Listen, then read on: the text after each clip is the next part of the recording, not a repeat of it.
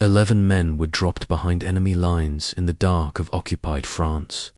Most of them were supposed to sabotage supply routes and disappear. One of them didn't. By the end of the week, German fuel dumps were burning, ammunition stores were exploding, vehicles were crippled on the roads, prisoners were being marched away, and an enemy heavy gun had been captured intact. And much of it was done by a single SAS corporal, often alone, moving through territory crawling with German patrols. This isn't a story about a battle. It's a story about how one man turned an entire enemy rear area into chaos and lived to walk back out. It's August 1944, just over 2 months after the Allied landings in Normandy. The front lines are moving, but the war is far from decided. German forces are still holding together, and the only thing keeping them fighting is what runs behind the lines: fuel, ammunition, food, and transport. If those supply routes stay intact, the enemy keeps moving. If they collapse, entire formations grind to a halt. To make sure that happens, the British Special Air Service is sent in, not in force, not with armor, but with a handful of men dropped quietly into occupied territory with orders to disrupt everything they can and survive long enough to link up with the advancing Allied armies. Their mission is simple on paper: land behind enemy lines, harass German communications, destroy supply dumps, and prepare the way for the troops pushing in from the west. But nothing about what comes next goes according to plan. Late on the night of August 17, 1944, the SAS team boards their aircraft in southern England. Just 11 men, loaded with weapons, explosives, and enough equipment to operate on their own for days. Shortly before dawn, the aircraft crosses the French coastline. Below them is occupied territory, roads full of enemy movement, villages under German control, and patrols that won't hesitate to shoot first. Then the signal comes. The green light flashes on. One by one, the men step into the darkness. The parachute drop itself goes smoothly. No alarms, no gunfire, no immediate contact. But as the team begins to assemble on the ground, a quiet realization sets in.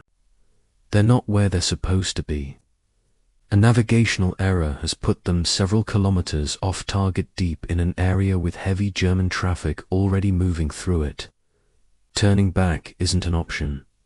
Calling for help isn't possible.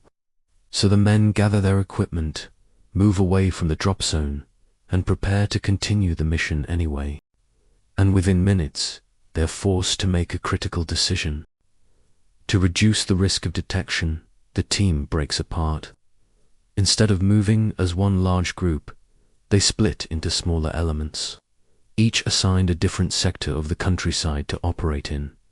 One group heads north, another moves off toward the northwest. The remaining men turn south. From this point on, they'll be operating independently, cut off from each other, relying only on what they're carrying and what they can find along the way. Leading the northern group is Corporal Frank Hughes. As they move out, the danger becomes obvious almost immediately. German columns are everywhere. Horse-drawn carts, trucks, and troops moving along the roads in steady streams. More than once, Hughes and his men are forced to hide in the woods, lying still for long stretches of time as enemy transport passes just yards away. They move only when they have to. They sleep wherever they can. And by the time night falls, it's clear that the area is far more active than anyone expected. But Hughes presses on. By the morning of August 19th, his group reaches the sector they were assigned to disrupt. And that's when he stumbles across his first real opportunity. While patrolling the countryside, Hughes spots something that immediately changes the mission. Just outside a small village, 2 German lorries are parked beside a fuel dump. Petrol stacked and stored in quantity exactly the kind of target the SAS was sent to destroy. Hughes moves closer on his own. From the edge of the site, he studies the area carefully. There are guards, but not many. No alarms, no signs that the Germans expect trouble. It's the kind of opportunity that won't last. Hughes slips back to his men and gives quiet instructions. One man stays behind, the other to prepare to provide cover. Then Hughes moves forward alone. There's no shouting, no gunfire, not a sound. He places the explosives directly onto the fuel stores, sets the timers, and withdraws without being seen. The group moves off immediately, putting distance between themselves and the target, and a short time later, the countryside erupts. The fuel dump detonates in a massive explosion, sending flames and smoke into the sky visible for miles. The first blow has landed, but the sound of that blast guarantees one thing: the Germans are coming. The explosion does exactly what Hughes knew it would. German units in the area react immediately. Patrols are dispatched, roadblocks go up. Search parties begin combing the woods and villages. The countryside that was already busy becomes hostile. To avoid capture, Hughes and his men split up again, this time not by plan, but by necessity. One by one, they fade into the terrain. Hughes goes alone. He disappears into a patch of woodland and is taken in by two local French civilians who risk their lives to hide him. For days, he remains there, barely moving, listening as German troops pass nearby, searching for whoever caused the explosion. It would have been the perfect moment to stay hidden, to wait, to avoid any further risk. But Hughes doesn't. After several days in hiding, he slips away under cover of darkness and begins moving on foot through enemy territory. His destination is another town, kilometers away, and against the odds, he makes it. After days alone behind enemy lines, Hughes reaches the town he's been aiming for. Against the odds, he finds friendly faces. Other SAS troopers' men who were supposed to be scattered or gone are still operating in the area. Some from his original group, others from a different element entirely. Together, they merge into a single force, 7 men in total. It's not a large unit, but it's enough. Instead of pulling back or laying low, Hughes does something unexpected. He goes back on the offensive. Over the next few days, the group begins systematically tearing into German supply lines around the area. They receive information from local civilians. They move at night. They strike quickly and vanish just as fast. An ammunition dump is located. Charges are laid. German troops discover the sabotage too late. The dump explodes, killing several enemy soldiers and sending another shockwave through the region. The message is clear now. This isn't a single act of sabotage, it's a sustained campaign. With German forces already on edge, Hughes turns his attention to the roads. Every supply line depends on movement. Stop the vehicles, and everything else follows. Under cover of darkness, Hughes leads small parties out onto key routes and lays tire-bursting devices directly into the road surface. The first vehicles hit them at speed. Trucks grind to a halt, wheels shredded, columns stalled in the dark. When the results aren't destructive enough, Hughes goes back out this time, adjusting the spacing, making sure the next convoy won't get through. By morning, multiple vehicles are immobilized along the road. German recovery trucks are sent in to clear the damage. They find the job already done, and before the enemy can fully react, Hughes strikes again. This time, it's a food dump.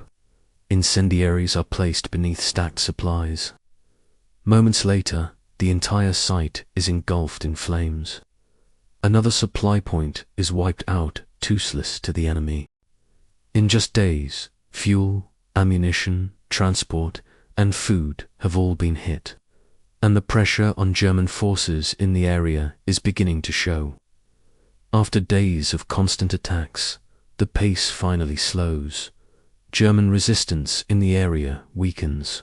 Supply traffic thins out. Patrols become cautious instead of aggressive. Then new information comes in. Allied ground forces are advancing from the west and they're getting close. For Hughes and his men, this changes everything. If they can hold the area just a little longer, the advancing troops will move through uncontested. If they fail, German rearguards could slow the entire advance. So the group prepares to move into the nearby town. When they arrive, they find it almost completely deserted. German forces have already pulled out, leaving behind only one lone soldier. Wandering the streets after being separated from his unit, he surrenders without a fight. For a moment, it looks like the operation might end quietly. Then the locals speak up. Just outside the town, a German rear guard is still in position, and they're covering the western approaches with a heavy gun. The weapon guarding the road isn't light. It's an 88mm gun, heavy, accurate, and deadly to anything coming in from the west. If Allied troops advance into it blind, the results will be catastrophic. Hughes doesn't hesitate. He takes his men forward and opens fire, testing the position. It does nothing. The gun holds. The enemy stays in place. At this point, most units would pull back and wait. Hughes doesn't. He orders his men to lay down covering fire. Then he moves. Step by step, he closes the distance crossing open ground, knowing that if he's seen, he won't get a second chance. He gets within a few yards of the position. Close enough, Hughes throws 2 grenades directly into the enemy emplacement. The effect is immediate. The German rearguard scatters. The gun falls silent. When the smoke clears, the weapon is still there undamaged. The gun, its transport, and its ammunition, all captured intact. With the road secured, Hughes and his men consolidate their position on the outskirts of the town. They don't have to wait long. Roughly 2 hours later, Allied troops begin to appear advance, elements pushing in from the west, expecting resistance. Instead, they find the road open. The first to meet them is Corporal Frank Hughes. He informs the patrol commander that the town is clear. The enemy rearguard has been neutralized, and the heavy gun that was meant to stop them is already captured. The information is passed up the line. Soon, Allied units move through the town without opposition and continue east, momentum intact. The mission is over. Over the course of just 7 days behind enemy lines, Hughes and his men have dismantled the enemy's ability to operate in the area. Fuel dumps destroyed, ammunition dump eliminated, a food supply burned out completely, multiple vehicles immobilized, enemy soldiers taken prisoner, and a heavy gun captured before it could be used. All of it carried out by a handful of Manafen under constant threat of discovery. For his leadership, initiative, and repeated acts of personal courage throughout the operation, Corporal Frank Hughes is later awarded the Distinguished Conduct Medal.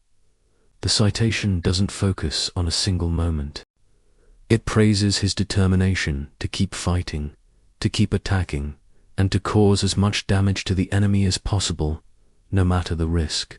Behind enemy lines, with no support, no reinforcements, and no margin for error, he chose to keep moving forward, and in doing so, he helped clear the way for an entire advancing army. If you enjoy true stories where small units send sometimes a single individual change the course of events, let me know in the comments. And if you want more stories like this, you know what to do.